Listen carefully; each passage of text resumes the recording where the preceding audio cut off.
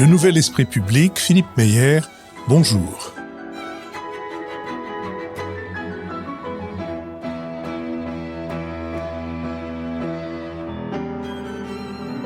Bonjour, merci de nous avoir rejoints pour ce BADA, pour ce supplément, fait de la rencontre avec les auditeurs venus à l'école alsacienne en ce dimanche 17 novembre. La diffusion, c'est donc mercredi, aujourd'hui.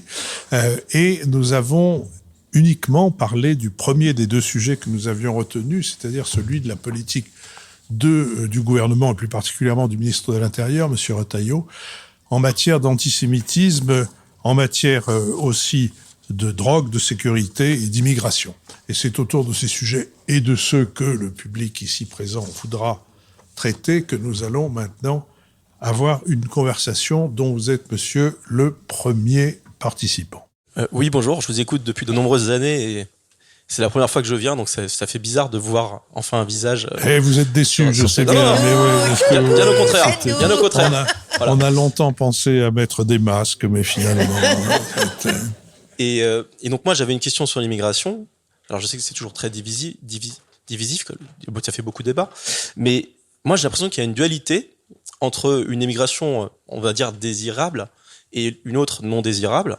Et donc dans mon entourage, des collègues, des anciens collègues, des amis d'amis, j'en vois beaucoup qui vont être ingénieurs, qui vont être cadres, qui vont être infirmières, qui vont être pharmaciennes, qui ont beaucoup de difficultés par rapport aux démarches administratives, par rapport parfois au racisme même lors de démarches administratives, par rapport à leurs familles qui veulent leur rendre visite, qui ont des gros problèmes pour avoir des visas, qui sont obligés de payer des gens pour avoir des rendez-vous à l'ambassade parce que le système est mal fait, etc., etc. Et donc, pour moi, cette immigration, elle est désirable, c'est-à-dire c'est des gens qui sont productifs, qui cherchent vraiment, qui sont positifs pour le pays et qui ont beaucoup de difficultés pour toutes ces raisons. Et d'un autre côté, alors peut-être que c'est juste un sentiment, peut-être que c'est ce que je vois dans les médias, mais j'ai l'impression qu'il y a une immigration qui va venir, qui va être peut-être, qui va venir illégalement, qui va faire de la criminalité, qui va faire des choses comme ça, et qu'il y a une certaine impunité, ou en tout cas c'est peut-être un sentiment qu'il y a une impunité, qu'on n'arrive pas à les renvoyer, qu'on n'arrive pas à les juger, etc. Et du coup, c'est très nuancé, parce que d'un côté, on veut encourager l'immigration, pour moi, qui est désirable, mais j'ai l'impression que dans le débat public, comme il y a cette immigration non désirable, on sanctionne aussi l'immigration désirable. C'est-à-dire que là, j'ai vu dans les lois récentes, ils cherchent à rajouter des choses pour rendre encore plus difficile de venir travailler, de venir étudier, de venir faire des choses comme ça. Et donc voilà, donc j'ai l'impression qu'il y a cette dualité. Et enfin voilà, je sais pas ce que vous en pensez. Lionel Zinsou. Oui, moi je vous remercie pour cette question et pour l'emploi de ce mot de dualité, parce qu'effectivement tout à l'heure, François, vous disiez, au fond, l'immigration légale ne pose pas grand problème, il ne faut pas confondre avec l'immigration clandestine. Mais si, même l'immigration nécessaire, indispensable aux entreprises, par exemple, même l'immigration tout à fait régulière, à des niveaux de talent qui ne posent aucun problème, et notamment aucun problème de sécurité, etc. Même là, en réalité, il y a un problème. Il y a des difficultés de la vie quotidienne. C'est pour ça d'ailleurs qu'il y a eu une petite polémique très brève. Moi, j'aurais trouvé que c'était une bonne idée de créer un ministère chargé de regarder à 360 degrés tous les sujets liés à l'immigration et aux diasporas présentes. Parce que ça a été mis en cause quand monsieur Barnier a commencé d'évoquer cette idée. Ça a rappelé le rôle d'Éric Besson comme ministre de l'identité nationale. Ça a été assez largement rejeté. Mais c'était pas ça l'idée. L'idée, c'était de regarder tous les aspects, y compris ceux qui rendent assez compliqué la vie des gens qui sont en situation parfaitement régulière et parfaitement nécessaire, et qui le savent très bien qu'ils sont nécessaires. Parce que si vous voulez, la démographie médicale est telle que si, par exemple, il fallait se passer de tous les médecins et paramédicaux qui sont des migrants, on aurait un problème encore bien plus catastrophique de l'hôpital public. Bon, Ça, vous avez tout à fait raison d'assister là-dessus. C'est pas manichéen, c'est pas les clandestins et puis tous les autres bienvenus. Les autres ne sont pas bienvenus. Et il y a quelque chose aussi qui est un peu troublant, c'est que les communautés de diaspora asiatique en France, ça a été mesuré, il y a une étude de Terra Nova là-dessus, il y a eu pas mal d'échos il y a 3-4 ans. La communauté asiatique, notamment chinoise, un peu comme aux États-Unis, se sent de plus en plus discriminée et elle a rejoint les niveaux de diaspora du Maghreb en termes de perception de ne pas être bien accueillie. Bon, ça, c'est lié effectivement à des problèmes un peu compliqués de compétition avec la Chine, etc. Mais ça veut dire que il y a aujourd'hui une très mauvaise, d'un point de vue éthique et même d'un point de vue économique, une très mauvaise évolution de la situation des diasporas. Imaginez quand même que quelqu'un qui se croyait pour la semaine suivante ministre de l'Éducation nationale du gouvernement de monsieur Jordan Bardella avait dit que les binationaux ne pouvaient pas prendre des fonctions importantes et avait pris comme exemple la personne dont il pensait qu'il allait être un des successeurs, une de ses prédécesseurs. Tout ça était fantasmagorique, qui était Najat Belkacem, en disant, vous voyez, on ne peut pas être franco-marocain et ministre de l'Éducation nationale. Donc, si vous voulez, c'est difficile d'être quand même plus régulier comme migrant que quelqu'un qui est ministre de la République et depuis 3 générations en France, quand bien même il peut avoir gardé la nationalité allogène, mais on a quand même eu ce débat il y a 3 mois, si vous voulez. Donc, c'est plus compliqué que la mauvaise immigration clandestine qui fait l'unanimité et la bonne qui serait parfaitement accueillie. Ça n'existe pas comme ça. Jean Lubonge. Oui, moi je suis très sensible à ce que vous dites sur l'accueil quotidien.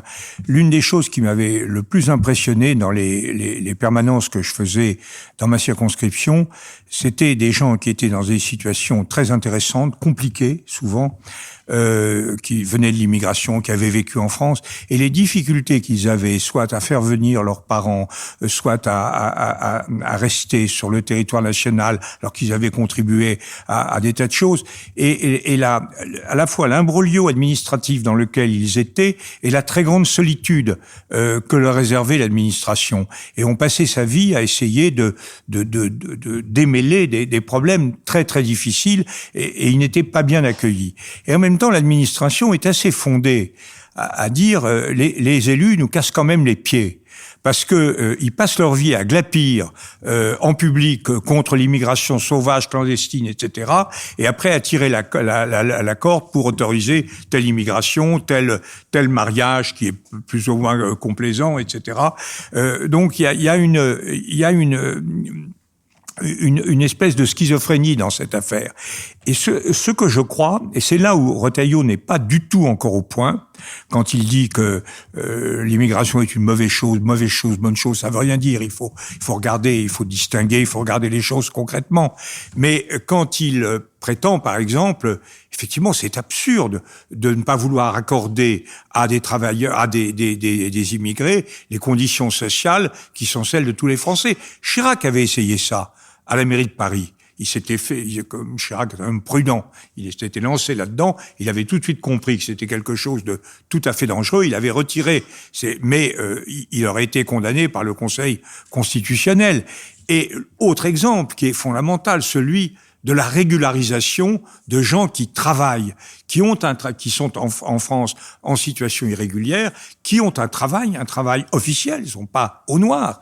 Et nous étions partisans dans la formation politique qui est la mienne, nous étions partisans de dire, dans le cadre de la fameuse loi qui a été votée puis abrogée pratiquement, de dire non, il faut faire un grand mouvement de régularisation, car c'est une opération de vérité vis-à-vis de nous-mêmes. Ce sont des gens qui sont utiles, ce sont des gens qui nous permettent d'avoir des restaurants, qui nous permettent d'avoir des hôtels, qui nous permettent d'avoir des récoltes effectuées, tout un ensemble de gens qui sont là, et si nous refusons, nous disons à la fois qu'ils sont nécessaires, et si nous refusons la régularisation, nous sommes dans une situation de non-dit juridique absolue. Alors, le l'objection qui est faite, c'est celle de l'effet d'appel. Bon, il faut faire ça avec intelligence, beaucoup de rigueur, mais c'est évident qu'on ne peut pas maintenir le fait de freiner, comme le fait actuellement le ministre de l'Intérieur, les régularisations, c'est en soi entretenir une situation de clandestinité. Alors on peut à ce moment-là dire, ce qui a sa logique juridique, qu'on considère que c'est un délit d'être présent sur le territoire national sans avoir de titre à y être, mais alors là, très bien, qu'on regarde ce qu'on va produire sur le plan général et comment on va reconduire les gens. C'est là on sort de la réalité. Donc la nécessité absolue dans cette affaire, c'est de regarder les problèmes de l'immigration en face, d'imposer la rigueur, mais de ne pas d'éviter à toute force le faucon yaka. Ici, professeur Verpillac. Merci. Je n'ai pas très bien compris la position de Jean-Louis Bourlange sur les femmes afghanes, puisque il me semblait que donner automatiquement ce droit, c'était reconnaître qu'en Afghanistan, les femmes sont persécutées parce qu'elles sont femmes et que c'est le principe du droit d'asile.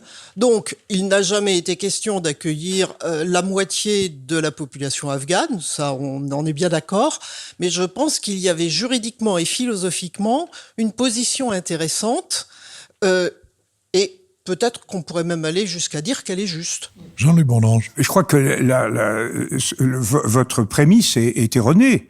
La jurisprudence est de dire que parce qu'une femme est afghane, elle a droit à un droit d'asile. Donc ça veut dire très clairement, en termes juridiques, évidemment, je le dis politiquement et pour des raisons assez atroces, c'est-à-dire que l'Afghanistan est une prison, les femmes ne font pas ça. Mais juridiquement, l'interprétation que l'on donnerait de ce droit, c'est que toute la population féminine d'Afghanistan serait fondée à être admise en France. Ce qui est évidemment une très grande absurdité. Le droit d'asile, ça désigne la protection de personnes qui sont individuellement, pour des raisons spécifiques, menacées. Si simplement ça consiste à donner une protection juridique à des gens qui sont dans des États qui ne respectent pas les principes du droit, il y a cela, il y a l'homosexualité, il y a tout un ensemble de choses, il y a tout simplement le droit, le droit social, le respect des réglementations de l'OIT. Si chaque fois que vous avez une mise en cause plus ou moins grave de l'état de droit, si vous considérez que ça vaut droit d'asile, vous créez une sorte de rupture totale de l'ordre international. Ça n'est pas possible et le droit d'asile n'a pas été fait pour ça. C'est d'ailleurs pour ça qu'on est intervenu en Afghanistan. On est intervenu et on a échoué. Et ça, c'est quand même très préoccupant qu'on ait échoué. On est intervenu parce qu'on s'est dit que l'État afghan, l'État taliban, était une insulte complète à tous les droits fondamentaux et qu'il fallait donc rétablir un État de droit dans ce pays. Là, c'était logique. On intervenait, on peut discuter du thème de la droit d'intervention, etc., Kouchner, etc., mais il y avait une intervention logique. En revanche, on ne peut pas emmener la population d'un État chez nous, accueillir toute la, pas la misère, mais la misère juridique du monde chez nous, parce que l'État de droit n'est pas respecté. C'est tout simplement ingérable. Nicole Nisotto. Oui, moi je suis d'accord avec Madame et aussi en désaccord avec Jean-Louis sur ce point. Le droit d'asile, d'ailleurs, au-delà des conventions qui l'ont créé, a été étendu avec la pratique. En particulier, par exemple, aux personnes qui prouvent que, à cause de leur homosexualité, elles sont réprimées dans leur pays, en particulier un certain nombre de pays arabes. Et donc, le fait d'être une femme réprimée simplement dans sa liberté minimale, est une condition, me semble-t-il, générale de l'obtention du droit d'asile, comme pour les personnes victimes de harcèlement, enfin, ou de condamnation sexuelle ou de condamnation politique dans leur pays. Et donc moi, non seulement je trouve que c'est une très bonne idée d'accorder le droit d'asile de façon générique aux femmes afghanes. Je rappelle d'ailleurs que la guerre en 2001 n'a pas été déclenchée contre l'Afghanistan pour l'état de droit. Elle a été déclenchée parce que l'Afghanistan avait été la base de préparation des attentats du 11 septembre. Ajoutez les femmes iraniennes, hein, ça sera encore plus simple. Eh bien oui, c'est ce que j'allais vous dire. Oui, on va je peut-être pense élargir qu'on le pays. devrait aussi accorder aux femmes iraniennes la possibilité théorique d'avoir un droit d'asile si elles arrivent à quitter leur pays et à arriver en France. Comme vous l'avez dit vous-même, Jean-Louis, quantitativement, ça sera toujours mineur, malheureusement. Mais aussi longtemps que ces États répriment, évidemment, si ces États deviennent des démocraties, le droit d'asile tombe, mais aussi longtemps que ces États suppriment toute liberté pour la moitié de leur population, faut quand même être stupide pour se priver de la moitié de la population, eh bien oui, je suis pour. Et d'ailleurs, le Parlement européen réfléchit aussi. Il n'y a pas que les femmes, tout le monde est dans cette situation. Non, je suis désolé, Jean-Louis, là, on a un vrai désaccord de fond. Non, il n'y a pas de désaccord, tout le monde est dans une dictature. Est-ce que vous estimez que des gens qui sont dont les intérêts fondamentaux en termes collectifs sont violés doivent bénéficier du droit d'asile? C'est complètement dément comme projet. Non, je suis pas d'accord. C'est parfaitement démocratique. Avant d'envoyer Nicole à l'asile, ou Jean-Louis en Iran. Voilé, absolument. Voilé. Ça va. Monsieur. Oui, donc je peux parler d'immigration, mais pas sur l'asile. Donc peut-être qu'on va retrouver un peu de calme sur le sujet. C'est donc plutôt sur le besoin économique de l'immigration. Donc tout le monde sait aujourd'hui qu'on a besoin d'immigration en Europe. C'est juste un fait économique, et pas forcément même d'immigration de personnes qualifiées, parce que à chaque fois qu'on apporte, pour ainsi dire, quelqu'un de qualifié, on appauvrit en fait le pays dont il est issu en fait. Donc on est aussi ouvert à de l'immigration. On doit être ouvert à de l'immigration. Pas forcément de gens qualifiés, ne serait-ce que pour nos EHPAD de demain. Enfin, je pense qu'il y a beaucoup de gens dans cette salle, comme moi, qui auront probablement besoin de quelqu'un pour l'assister dans quelques années. Donc, il faut être ouvert à l'immigration. Ce que je comprends pas, c'est pourquoi est-ce que ce fait-là, en fait, n'est pas plus poussé. Et j'aurais connaître de votre fantastique expérience politique ou historique, savoir si en France, il y a déjà eu un ministère de l'intégration, c'est-à-dire un ministère qui aiderait justement l'immigration, qui aiderait l'intégration, qui favoriserait l'éducation des personnes qui arrivent, qui leur ferait peut-être aimer notre patrimoine, etc., etc. Ça s'est appelé le ministère de l'Instruction publique et ensuite le ministère de l'Éducation nationale, mais c'est la manière dont il a fonctionné qui, à mon avis, le ministère pour les rapatriés, confié à François Missoff. Oui, entre autres. Lionel? Non, vous avez raison. On a besoin de tous les niveaux de qualification. Regardez par exemple pour les collectivités territoriales, regardez qui s'occupe de la voirie, des jardins, de l'hygiène, des traitements des déchets, etc. Il y a des professions qui ne sont pas acceptées non plus par les nationaux, mais acceptées par des migrants. Et tous les maires, y compris encore une fois les qui ne sont pas de gauche, insistent quand même sur le fait que les mairies, les services publics ne peuvent pas se passer de tous les niveaux de qualification. Donc là-dessus, vous avez tout à fait raison. Je crois que cette idée d'un ministère de l'intégration était une bonne idée de Michel Barnier, pour être sincère, en disant il faut regarder vraiment à 360 degrés. Il y a des aspects d'accueil, d'éducation, tout ce qui a été mis en œuvre pour accueillir les réfugiés ukrainiens, qui a été efficace et rapide, donne un bon exemple de la volonté associative, de solidarité des élus et des populations. Bon. Donc, c'était possible, mais ça a été, je crois, offusqué, oblitéré par le ministère de l'identité nationale, l'idée du président Sarkozy, exercée par Éric Besson, qui a été perçu à ce moment-là un peu comme un traître à la gauche. Comme vous savez, il était le principal collaborateur de François Hollande avant de se rallier à la candidature du président Sarkozy. Il avait été d'abord secrétaire d'État au plan, à la prospective, et puis ensuite il a reçu ce ministère de l'identité nationale qui aujourd'hui a une marque d'infamie et empêche qu'on ait quelque chose de sérieux qui coordonne les administrations. Et même le poste de délégué interministériel, donc qui n'est pas de niveau ministériel, mais qui est élevé dans les directions centrales de l'administration, est vacant en fait depuis plusieurs mois, qui est chargé théoriquement d'aller contre toutes les discriminations de genre, LGBT, et tout ce qui est lutte contre les discriminations et le racisme. Le poste de délégué interministériel n'est pas pourvu depuis le printemps dernier, et toutes les associations se plaignent de n'avoir aucun interlocuteur, parce qu'il y a quand même un mouvement associatif pour tout ce qui est soutien aux populations éventuellement discriminées, dont celles qui sont issues de l'immigration, se plaignent de n'avoir plus du tout d'interlocuteur politique et administratif. Nicole Nisotin. Oui, juste un tout petit point sur cette question, vous avez raison. Il y a juste en France quand même quelque chose, heureusement, de très positif, qui est que tout enfant arrivant sur le sol français a le droit d'être scolarisé dans une école française. Et donc, c'est par le biais des enfants que peut-être se fait d'abord cette intégration. Mais évidemment, vous avez raison, elle n'est pas accompagnée, comme c'est le cas en Allemagne ou dans les pays nordiques. Il y a une vraie politique d'intégration et en particulier d'apprentissage ultra rapide de la langue nationale, de façon ensuite à faciliter les démarches de travail. En France, on n'a pas ça.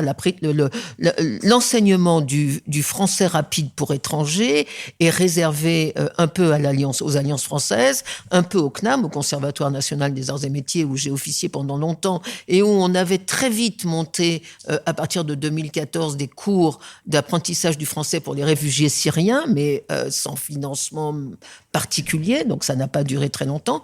Donc moi, je crois qu'effectivement, au niveau c'est au ministère à la fois du travail et de l'enseignement de faire ça. Les enfants sont effectivement assurés d'une politique d'intégration, les adultes ne le sont pas, et on a un modèle nordique là qui pourrait être très utile. Je voulais juste ajouter par rapport au débat de tout à l'heure sur Madame Meloni et sur les difficultés que trouvent les immigrés désirables, comme vous dites. Madame Meloni a effectivement une politique qu'on peut critiquer d'exportation de ces immigrés clandestins vers des pays extérieurs, comme l'Albanie, voire la Libye, mais en même temps, elle a fait cette année elle a entrepris une politique de naturalisation italienne d'une immense partie des immigrés italiens, en particulier ceux qui occupent les fonctions, comme le dit Lionel, d'éboueurs, de ramassage des ordures, etc., etc. Donc, nous, on ne fait pas ça. On a une politique qui est quand même strictement punitive et très peu intégrationniste. Y a-t-il encore... Oui, ici. C'est ici en bas, au premier rang. Ici. Voilà. Oui, mais ça, ne vous impatientez pas, madame, ça arrive. Il arrive. C'est pas... Le marathon, c'est à l'extérieur. Ici, c'est paisible. On marche. Nous vous écoutons. Je voulais dire deux choses sur les ministères de l'intégration, je ne sais quoi. Il a été difficile de les faire parce qu'à chaque fois, il faut dire que le sujet sur l'immigration a été diabolisé par la gauche, qui l'a confisqué, donc il a laissé dans les mains d'extrême droite, ce qui fait que c'est pas les meilleures mains pour traiter le sujet, et qu'en effet, comme dit Jean-Louis Bourlange, c'est un sujet qui a besoin d'être attaqué d'une manière dépassionnée, avec des chiffres, des statistiques, et d'une manière rationnelle, et qu'on ne cache pas ses yeux en disant s'il y a un problème avec l'immigration, on est fasciste, parce que c'est quand même un peu ça aussi qu'on entend, si on peut dire qu'il puisse y avoir un problème. Et je voulais juste citer le livre, un tract qui est pourtant très facile à lire et qui reprend toutes ces statistiques et que je trouve qui est très intéressant, que vous avez dû peut-être lire, de Didier Lesky sur l'immigration, et qui reprend vraiment, ça coûte 6,90 € chez Gallimard dans la collection Tract, et il a été, je crois, secrétaire de l'Office de l'immigration, et il reprend toutes les problématiques d'une manière extrêmement rationnelle et neutre sur les politiques européennes, les politiques par pays et tout, et je trouvais ce livre très intéressant et permettait d'essayer de regarder ce sujet donc d'une manière dépassionnée. Voilà. Et la deuxième chose que je voulais dire, je suis très surprise qu'on ne prenne pas assez le problème à la source, c'est-à-dire que toutes les politiques de coopération en Afrique, notamment, sur les politiques de natalité. Je veux dire, les problématiques de natalité en Afrique sont énormes aussi et sont des sujets d'immigration. Et est-ce que les politiques européennes, pour aider ces pays, pour l'éducation, parce que je pense que c'est pas une mince question, je trouve qu'on n'en parle pas du tout. Je veux dire, renvoyer les gens, c'est une chose, mais faire en sorte qu'ils n'arrivent pas et qu'ils... Alors c'est peut-être très naïf et très compliqué, mais je trouve qu'on n'entend plus jamais dans le débat sur l'immigration tout ce qui est coopération pour l'Afrique et faire en sorte qu'en effet il y ait moins de raisons d'immigrer. Donc ça faisait 2 sujets. Lionel C'est Zinsou. pour Lionel, oui. Je ne veux pas du tout me poser en spécialiste de l'immigration, mais je suis tout à fait d'accord avec votre première remarque, tout à fait en désaccord avec la deuxième. Moi aussi. Alors sur la première, en fait, il faudrait effectivement que le débat fût rationnel. Et il y a en plus une école démographique française d'une qualité exceptionnelle. C'est-à-dire, indépendamment du fait que l'Institut national d'études démographiques, l'INED, est remarquable, le professeur au Collège de France, François Héran, par ses écrits, où je vous recommande aller sur le site du Collège de France pour écouter ses conférences. Il y en a de très récentes. François Héran est un des plus grands démographes dans l'histoire de la science démographique. Et il est absolument remarquable pour objectiver, parce qu'il y a très très peu de choses objectives en fait, et en réalité très peu de connaissances sur l'immigration, les diasporas, etc. Et donc, oui, il y a un besoin d'objectivité, de scientificité, et en plus, il a sa réponse, en fait, en France, remarquable. En revanche, votre commentaire sur l'Afrique et sa démographie part d'une idée très européenne qui a été développée, y compris par le président de la République française actuelle et son prédécesseur, et le prédécesseur de son prédécesseur, pardon, et aussi Nicolas Sarkozy, qui est cette idée que il y a une fécondité africaine qui est intenable en termes de développement et qui crée de la misère, et donc c'est les mouvements de la misère, de la migration. Alors, les populations africaines, notamment du Maghreb, ont rejoint les niveaux de fécondité de l'Europe et de l'Europe du Sud. Bon. Il se trouve donc que c'est moins de 2 enfants par femme en Tunisie et autour de 2 enfants. C'est-à-dire qu'il n'y a plus le remplacement de la population, simplement. On est dans une situation franco-italienne, si vous voulez, plutôt française qu'italienne, mais bon, dans les peuples du Maghreb, et c'est en train d'aller très vite en Afrique subsaharienne. La progression de la population, la croissance de la population africaine n'est pas liée à la fécondité, elle est liée à l'espérance de vie qui s'allonge. Vous voyez, à l'indépendance en 1960, les colonies françaises avaient 30 ans d'espérance de vie à la naissance. Nous sommes aujourd'hui, plus de 60 ans après ces indépendances, on est à 62 ans et plus à 30. Voilà. C'est ça qui fait la dynamique de la croissance. Donc c'est pas cette fécondité surabondante, si vous voulez, et qui demanderait qu'on fasse plus de subventions au planning familial ou qu'on donne plus d'éducation. Et puis il y a aussi un deuxième facteur sur lequel moi je nuancerais peut-être votre remarque, c'est que malheureusement, ça n'est pas simplement la misère qui pousse les gens à migrer. Pas du tout. C'est pas du tout les plus miséreux. C'est les plus hardis, c'est souvent les mieux formés. Et en fait, il y a une corrélation entre la croissance, le développement et l'accélération de la mobilité. Par conséquent, vous ne pouvez pas fixer les populations en disant « je vais les éduquer, je vais leur donner du travail, je vais créer de la croissance chez eux, ça va résoudre le problème ». La mobilité n'est pas principalement une mobilité de la misère en réalité. Donc, c'est complexe. Je vous remercie. C'est sur cette complexité que nous allons nous quitter. Je recommande au passage, je l'avais déjà fait dans une précédente émission, un film de Noé Debré, Le dernier des Juifs, sur la question de l'antisémitisme, dont nous avons parlé au début de l'émission de dimanche. Je remercie Arnaud Galabet et Fabrice Gros et l'école alsacienne, et je vous donne rendez-vous dimanche pour un nouvel Esprit public.